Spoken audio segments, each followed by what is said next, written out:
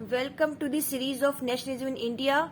Today's topic is Simon Commission, a very important topic. So let's start. Simon Commission was formed by British government and it was sent to India in response to India's freedom struggle. Simon commission British government के द्वारा बनाया गया था और वो India भेजा गया क्योंकि इंडिया में बहुत ज्यादा फ्रीडम स्ट्रगल हो रहे थे. It was a statutory commission sent by British under Sir John Simon.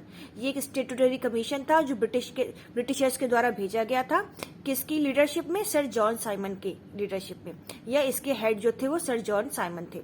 The main objective of Simon Commission was to review the constitutional system of India and suggest changes if required.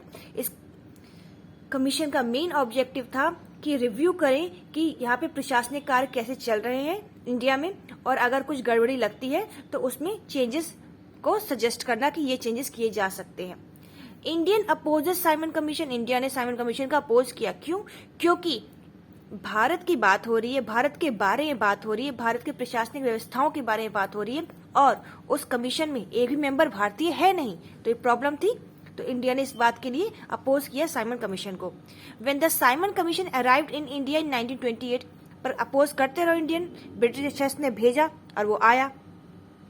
तब जब वो 1928 में Simon commission India पहुंचा, it was greeted with the slogan go back Simon. तो उसका स्वागत भारतीयों ने एक स्लोगन से किया, साइमन भारत छोड़ो, या गो बैक साइमन, साइमन वापस जाओ. ठीक है ना, गो बैक साइमन तो यानी कि साइमन वापस जाओ.